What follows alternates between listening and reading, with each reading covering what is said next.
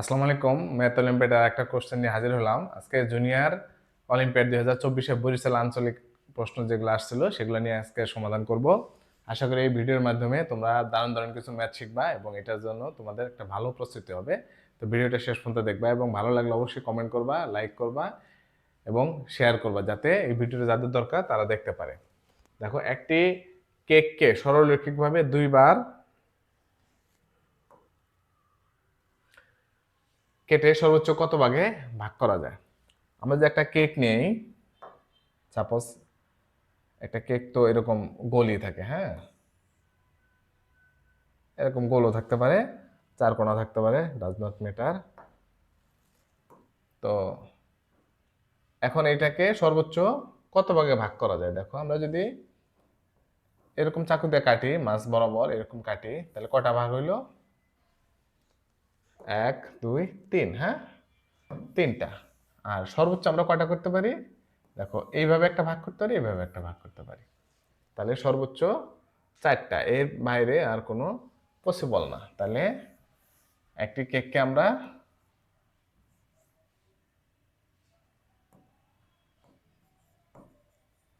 একটি কেককে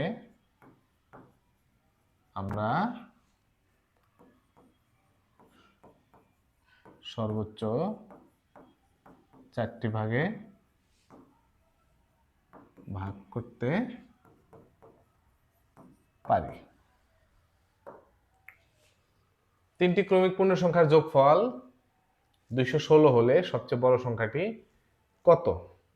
দেখো, তিনটি ক্রমিক পূর্ণ সংখ্যা, তিনটি ক্রমিক পূর্ণ সংখ্যা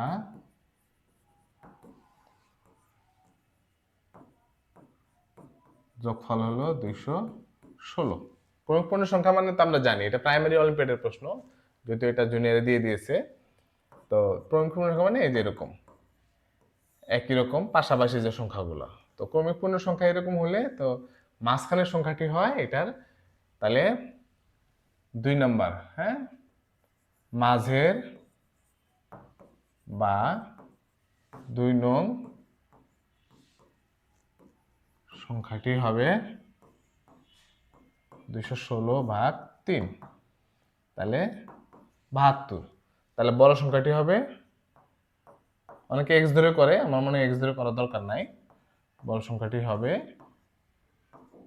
72 প্লাস 1 সমান সমান 73। এক্স ধরে করে কিভাবে? প্রথম সংখ্যাটা এক্স, পরের সংখ্যাটা এক্স প্লাস 1, এরপরটা এক্স প্লাস 2, তিনটা যোগ করে 72। আসলে এটার যে অঙ্কটার মিনিং এটা এইভাবে লিখলেই হয়, অঙ্কটা ছোট হয়ে যায়, এক্স ধরে করলে অঙ্কটা বড় হবে। আর নর্মালি পাটিগণিতের অঙ্ক আমরা চেষ্টা করব পাটিগণিতের নিয়মই করতে। হ্যাঁ, একটি ত্রিভুজের বৃহত্তম কোণ 80 ডিগ্রি হলে ক্ষুদ্রতম কোণের সর্বনিম্ন সম্ভাব্য মান নির্ণয় করো। একটা ত্রিভুজ আমরা কি জানি, ত্রিভুজ কিরকম? এই যে ত্রিভুজ, হ্যাঁ, আমরা কি জানি, ত্রিভুজের তিন কোণের সমষ্টি 180 ডিগ্রি। তো এখানে একটা মান যদি 80 ডিগ্রি হয়, তিন কোণ সমষ্টি 180 ডিগ্রি, একটা মানে তাহলে বাকি দুইটা মিলে কত হবে? 100 ডিগ্রি। এই দুইটার যোগফল হবে 180 ডিগ্রি। তো সর্বনিম্ন সম্ভাব্য মান, তো সর্বনিম্ন সম্ভাব্য মান কত হবে? একটি কোণের সর্বনিম্ন সম্ভাব্য মান, দেখো, ত্রিভুজের বৃহত্তম কোণ 80 ডিগ্রি, তাহলে এখানে দুইটা মিলে হবে 100 প্লাস 100 ডিগ্রি, হ্যাঁ,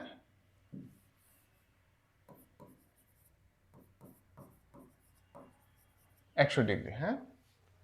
তাহলে 100 ডিগ্রির মধ্যে সর্বনিম্ন মান কত হইতে পারে?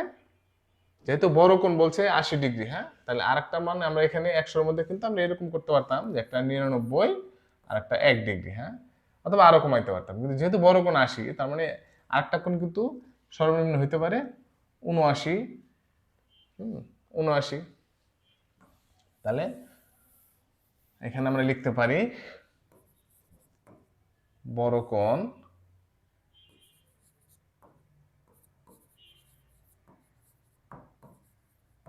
মান 80 ডিগ্রি, তাহলে বাকি দুই কোণের মান হবে 180 - -80 সমান সমান 100°। হ্যাঁ, তো বাকি দুই কোণের মধ্যে যে কোণটা বড়, হ্যাঁ, বাকি দুই কোণের মধ্যে অপেক্ষাকৃত বড় কোণের মান হবে বিলো 80। হ্যাঁ, 80-র চেয়ে ছোট, 80-র চেয়ে ছোট ধরি কত, 79°। তাহলে সবচেয়ে ছোট কোণের মান, ক্ষুদ্রতম কোণের মান তার কত হবে? ক্ষুদ্রতম কোণের মান হবে 100 - 79 সমান সমান 21°। তাহলে কোণের সর্বনিম্ন মান 21°। এখন এখানে যেহেতু 79, এখানে 79 পয়েন্ট কিন্তু 9999 সামথিং হতে পারে। যেহেতু এখানে 79 80-র চেয়ে ছোট, 80-র চেয়ে ছোট কি, 80-র চেয়ে ছোট কিন্তু 80-র চেয়ে ছোট কিন্তু 79.9999 এরকম সামথিং লাইক দ্যাট এরকম হতে পারে। হ্যাঁ, তো তাহলে ক্ষুদ্রতম কোণের মান হবে 21 থেকে 22° কোণের মাঝে, মানে এরকম মানটা আমরা এইভাবে লিখতে পারি যে 21°-র চাইতে বড়, মানে কোণের মান হবে, সাপোজ যদি এটা কোণ ধরি এ, তাহলে এটার মান হবে 21°-র চাইতে, এই যে এখানে আমরা দিলাম 22, তাহলে 22°-র চেয়ে ছোট আর 21°-র চাইতে বড়। এখানে হলো এই যে এইভাবে কোণের সর্বনিম্ন মান 21°-র চেয়ে ছোট, 22°-র চাইতে বড়। ওকে, একটি ড্রাগন প্রতি 10 মিনিটে 5টা গাছ পুড়িয়ে দেয়। মাজেদ প্রতি 6 মিনিটে এবং ইমন প্রতি 14 মিনিটে গুলি করতে পারে। দেখো, মাজেদ গুলি করতে পারে 6 মিনিটে আর ইমন গুলি করতে পারে 14 মিনিটে। দুজনে একই সাথে গুলি না করলে ড্রাগনটি আঘাতপ্রাপ্ত হয় না, একসাথে গুলি করতে হবে। তাহলে 3বার আঘাতপ্রাপ্ত হয়ে ড্রাগনটি উড়ে যায়, তাহলে ড্রাগনটি মোট কতগুলো গাছ পুড়িয়ে ফেলেছে? দেখো, এখানে মাজেদ গুলি করে 6 মিনিটে আর ইমন গুলি করে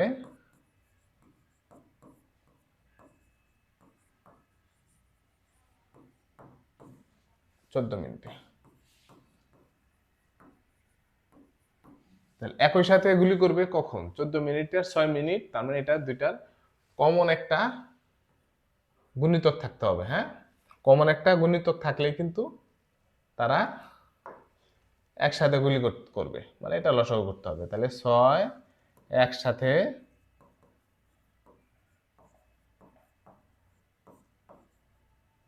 একসাথে গুলি করবে 6 আর 14 লসাগু 42 মিনিটে। 42 মিনিটে দেখো, 6 আর 14 লসাগু করলে কিন্তু 42 হয়। তাহলে 3টা গুলি করলে, তাহলে 3টা গুলি করতে সময় লাগবে 42 গুণন 3, 126 মিনিট। তাহলে 126 মিনিট, 10 মিনিটে 5টা গাছ পুড়িয়ে ফেলে। তাহলে মোট প্রতি কয়টা পাবে, স্টেপ পাবে ড্রাগন? কয়টা 10 মিনিট পাবে? টোটাল 12টা 10 মিনিট পাবে। তাহলে ড্রাগন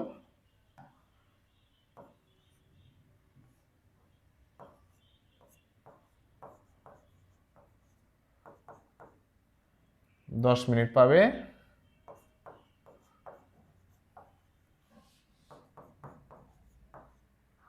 126/10 সমান সমান 12 বার। লাস্টের বার যে পাবে তার আগেই সে মারা যাবে। তো 12 বার, তাহলে 12 বারে গাছ পুড়িয়ে দেবে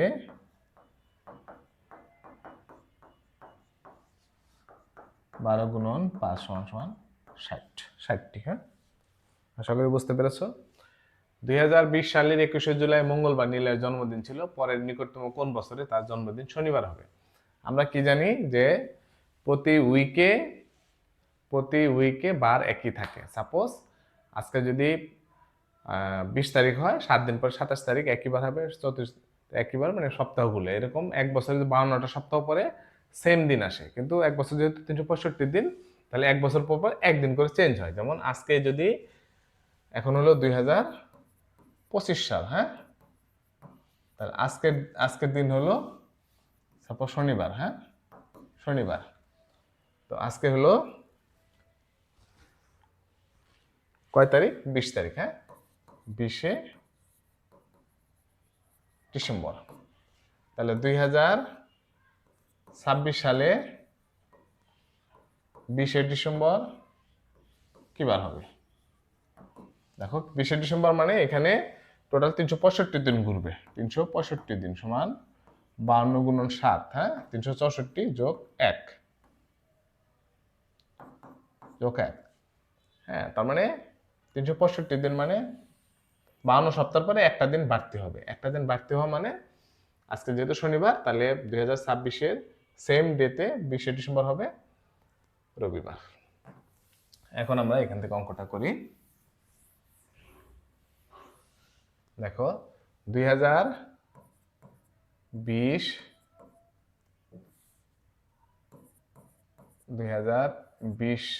সাল 21 জুলাই সমান সমান মঙ্গলবার। মঙ্গলবার, তাহলে কি চাইছে? শনিবারে কত হবে? তাহলে 2021 সাল 21শে জুলাই বুধবার। 2022 সাল 21শে জুলাই বৃহস্পতিবার। হ্যাঁ,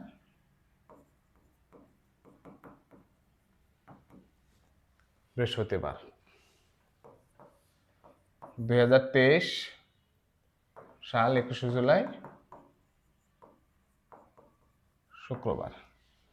2024-এ গিয়ে 2024 কিন্তু লিপ ইয়ার, তাহলে শুক্র শনি এটা হয়ে যাবে একদিন পিছিয়ে যাবে। হ্যাঁ, রবিবার হয়ে যাবে। তাহলে কিন্তু হইল না, এটা শনিবার হওয়ার কথা ছিল, হলো না। তার মানে আরো রাউন্ড ঘুরবে। আরো কয়টা রাউন্ড ঘুরবে দেখো। রবিবার থেকে শনিবার আসতে গেলে সোম, মঙ্গল, বুধ, বৃহস্পতি, শুক্র, শনি, তার মানে 6টা সাল ঘুরতে হবে। 6টা সাল ঘুরলে 30 সাল, মাঝখানে আর একটা লিপিয়ার আছে, ধরুন 5টা সাল ঘুরতে হবে, তার মানে 2029 সালে হবে। হ্যাঁ, তাহলে শনিবার আসবে, পরবর্তী শনিবার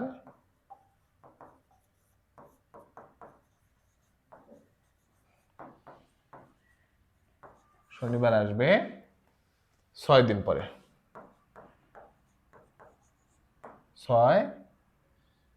6 দিন পর মানে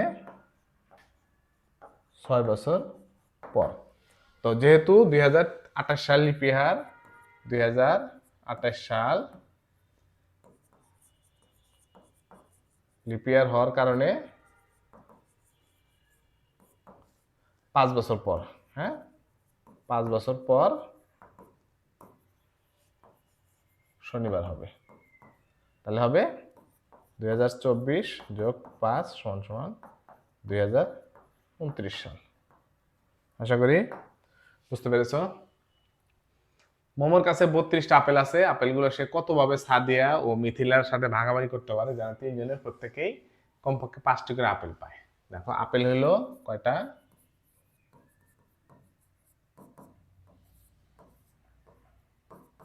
32টা। মানুষ হলো কে কে? সাদিয়া, তারপরে হলো মোমো, তারপরে হলো কে? মিথিলা। 32টা আপেল। তাহলে কমপক্ষে 5টা করে। দেখো আগে 5টা করে দিয়ে নি সবারই। 3 5 15। হ্যাঁ, তাহলে প্রত্যেকে কমপক্ষে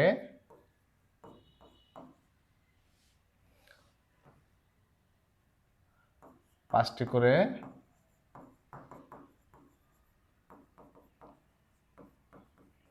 আপেল পেলে বাকি থাকে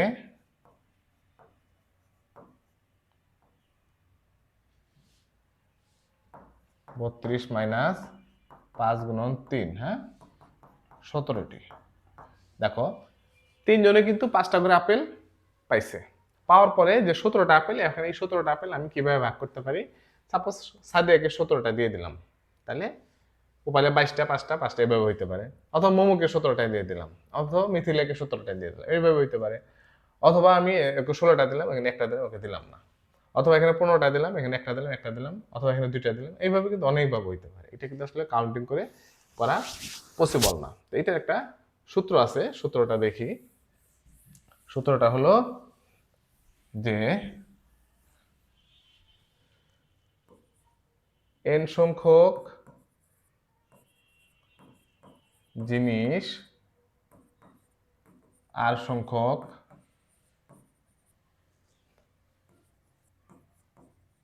ব্যক্তিকে যে কোনো সংখ্যায় ভাগ করে দেওয়ার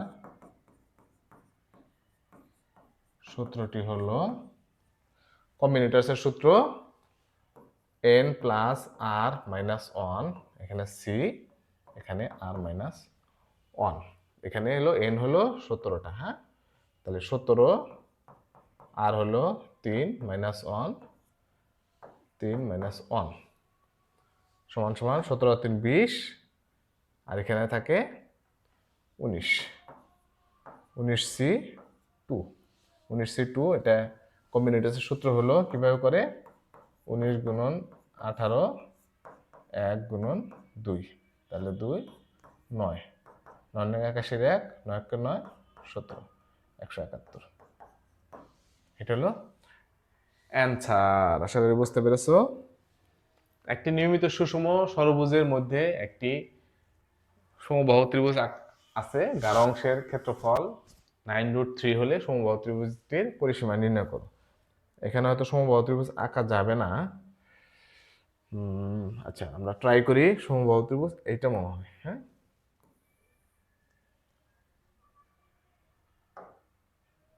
এটা এসে দিচ্ছে না কেন?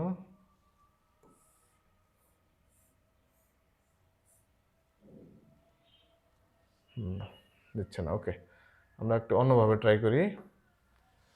সাপোজ এইটা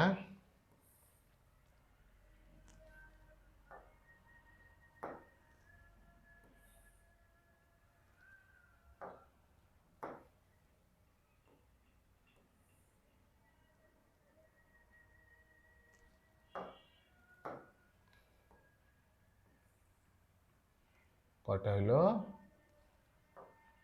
তার বোঝানোর জন্য, আসলে সুন্দর হবে না।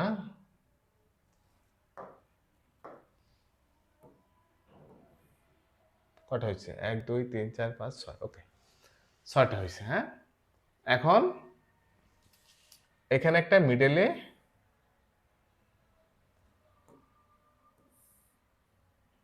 এটা তো আছেই, 1 2 3 4 5, 1 2 3 4 5 6, হ্যাঁ 6টা হয়েছে, এটা না।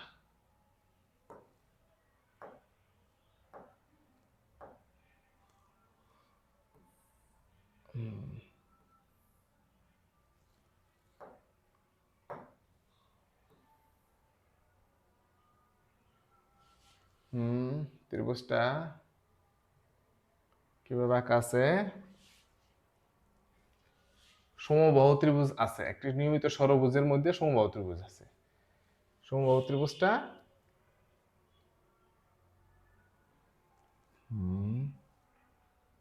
এইভাবে না, এইভাবে, মেবি এইভাবে, এইভাবে, রাইট। দেখো এইভাবে আছে,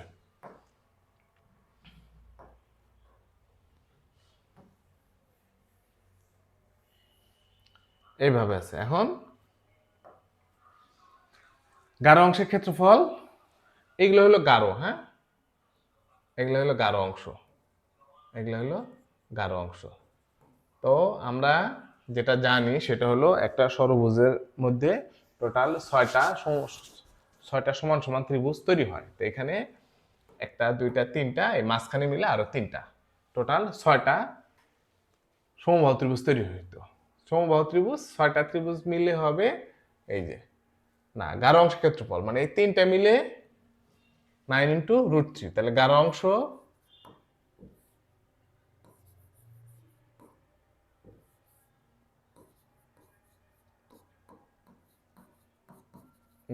ইকুয়াল টু 9 × √3। হ্যাঁ, যেহেতু তাহলে ষড়ভুজের মধ্যে টোটাল 6টা ত্রিভুজ তৈরি হয়, 6টা তৈরি হয়, তাহলে 6টা হইলে এখানে ত্রিভুজের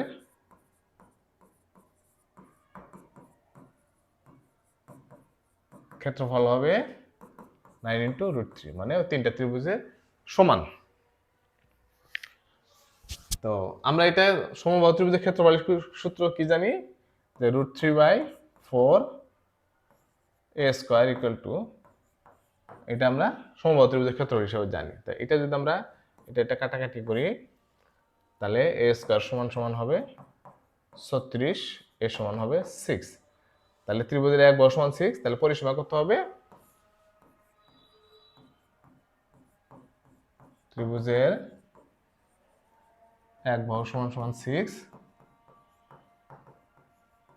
পরিসীমা সমান হবে 6 × 3 সমান 18। আশা করি বুঝতে পেরেছো। লাস্ট অঙ্কটা, n সমান ফ্যাক্টরিয়াল 3 যোগ ফ্যাক্টরিয়াল 5 যোগ ফ্যাক্টরিয়াল 7 যোগ ফ্যাক্টরিয়াল 9 যোগ ফ্যাক্টরিয়াল 11, এইভাবে আসছে। n কে 11 দিয়ে ভাগ করলে ভাগফল ভাগশেষ কত হবে। দেখো এখানে এখানে 11 ফ্যাক্টরিয়াল এবং 11 ফ্যাক্টরিয়ালের চাইতে বড় সংখ্যাগুলো 11 দিয়ে বিভাজ্য হবে। তার মানে আমাদের কাজ করতে হবে 3 থেকে 9 পর্যন্ত। সুতরাং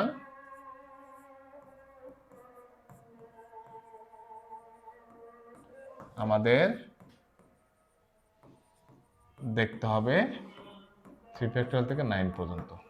ওকে, তাহলে ফ্যাক্টরিয়াল 3 সমান সমান 6, 6 এর 11 মডুলো কত হবে, 6 মডুলো 11। তারপরে 4 ফ্যাক্টরিয়াল কত হবে, 24, 24 মডুলো 11 × 2 = 22, তাহলে হবে 2 মডুলো 11 হবে 2। তারপরে সরি 4 নাই তো, 5 ফ্যাক্টরিয়াল, 5 ফ্যাক্টরিয়াল কত হবে, 5 ফ্যাক্টরিয়াল হবে, 5 ফ্যাক্টরিয়াল কি হলো 5 4 3 2 1, হ্যাঁ, 4 5 20, 3 20 60, 60 120। তাহলে 120 এর 11 মডুলো কত হবে, 11 11 121, মানে 10 হবে, মডুলো 11 এটা 10 হবে। 11 11 121, একের জন্য হলো না, 10 হবে, তার মানে 7 মডুলো হবে, 7 হবে কত, 5 4 3, এখানে 6 × 7, তাহলে কত হবে, 6 7 42, 120 × 42, 120 × 42, 42 0 0 84 4 আর 8, 42 কে 12 50,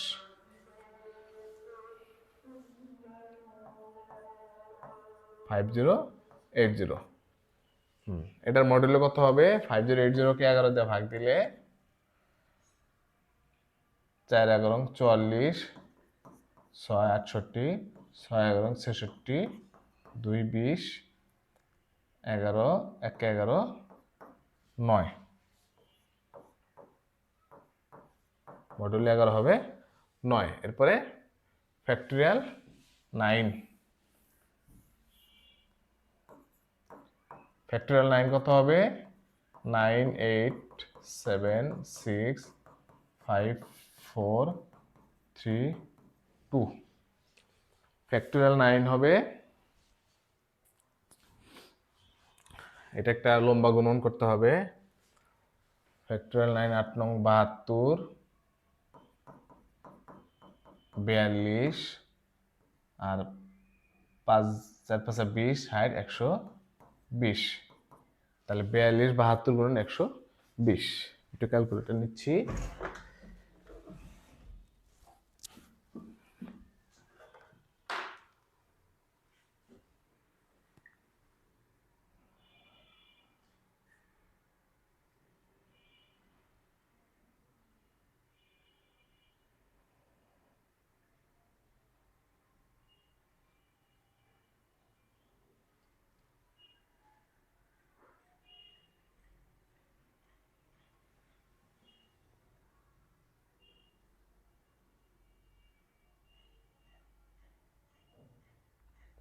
বত্রিশ 9989, 30 98।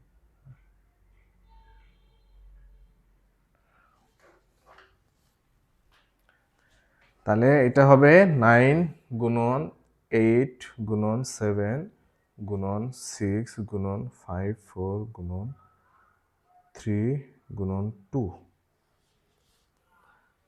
তাহলে ফ্যাক্টরিয়াল 9 ইকুয়াল টু 88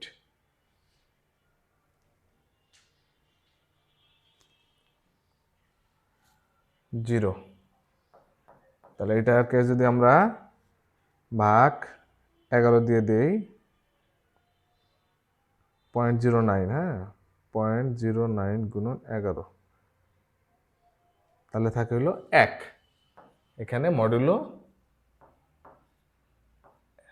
11 1 থাকবে, কারণ হলো এটার সাথে আমরা যদি 1, ওকে। এখন সবগুলো যদি আমরা যোগ করি, 6 যোগ 10 19, 25 একে 26। তাহলে যোগফল 26-এ 26 মডুলো কত হবে? 11 দুগুণ 22, 4। হ্যাঁ, মডুলো 11 হলো 4। তাহলে এটা উত্তর হলো 4। আশা করি বুঝতে পারছো এবং ক্লাসটি ভালো লেগেছে। থ্যাংক ইউ ভিডিওটা শেষ পর্যন্ত দেখার জন্য। এবং যারা ভিডিওটা সাবস্ক্রাইব করা নেই অবশ্যই সাবস্ক্রাইব করে দেবা, লাইক করবা, কমেন্ট করবা এবং শেয়ার করবা, যাতে এই ধরনের ম্যাথগুলো যাদের দরকার তাদের কাছে পৌঁছায়। Thank you. আসসালাম।